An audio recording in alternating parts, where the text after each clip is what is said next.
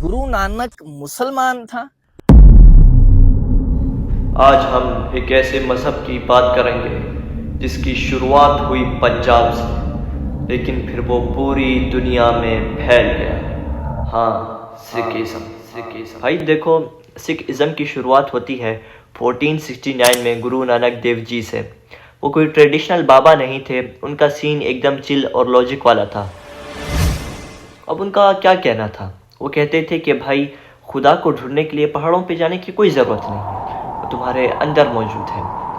अब गुरु नानक जी ने पैदल पूरी दुनिया घूमी, मक्का गए, बगदाद गए, तिब्बत गए। उनका एक ही मैसेज था, सब एक है।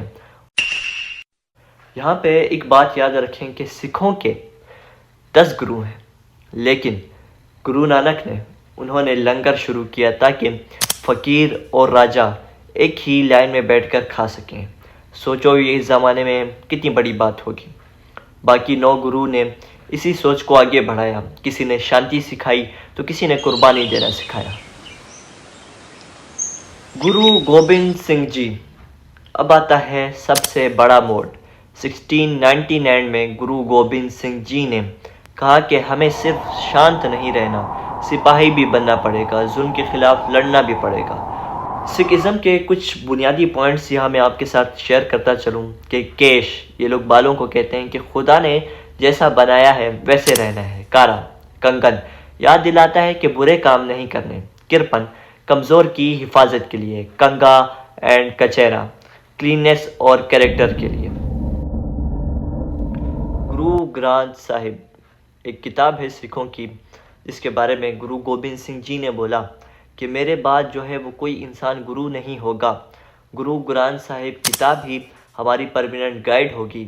इसमें सिर्फ सिख ही नहीं बल्कि बाबा फरीद और कबीर जी की बातें भी हैं। महाराजा रंजीत सिंह के ज़माने में तो अलग ही लेवल था पंजाब का। एक ऐसा दौर जहां सोना चांदी सस्ता था और हर बंदा सेफ था। उनके रूल इतने तगड़े थे कि अंग्रेज़ भी पंजाब आने से डरते थे। ये थी हिस्ट्री, राज और सर्विस की। किसके बारे में? सिखों के बारे में। अब थे एक सेवा, द मॉडर्न हीरो। आज के दौर में देखो, कहीं फ्लड आए या कोरोना हो या कोई जंग वगैरह हो तो सिख सबसे पहले लंगर लगाते हैं। चलें, ये तो हो गया, लेकिन अब हम आपके साथ कुछ एक्स्ट्रा इन्फॉर्मेशन शेयर करेंगे कि गुरु नानक देव जी की 3 उदासी मतलब सफ़र। भाई नानक जी ने तकरीबन 28,000 किलोमीटर पैदल सफ़र किया। वो श्रीलंका गए, चाइना के बॉर्डर तक गए और मक्का मदीना भी गए।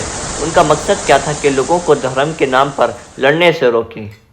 इन सिखों के यहाँ पर एक पंजा साहिब का किस्सा बहुत मशहूर है कि जब वो वली कलंदरी के पास गए और उन्होंने पहाड़ से एक चट्टान नीचे फेंकी तो गुरु नानक जी ने उसे हाथ से रोक लिया। आज भी वहाँ हाथ का निशान है। ये सिखों का कहना है कि मातमी की ताकत से बड़ी रूहानी ताकत होती है। गुरु अंगद जी और गुरमुखी, उन्होंने पंजाबी ज़बान को एक स्क्रिप्ट दी। इसका फ़ायदा ये हुआ कि अब धर्म सिर्फ पंडितों या मुल्लाओं के पास नहीं रहा, बल्कि ये लामहदूद हो गया। उनका फंडा है सरबत दा भला, यानी सबकी भलाई। तो भाई शॉर्ट में सिखिज़म ये है कि मेहनत करो, खुदा को याद रखो और सब में बांट कर रहो। बस इतनी सी बात है, लेकिन अब हम इसका इस्लाम के साथ कंपैरिजन करेंगे।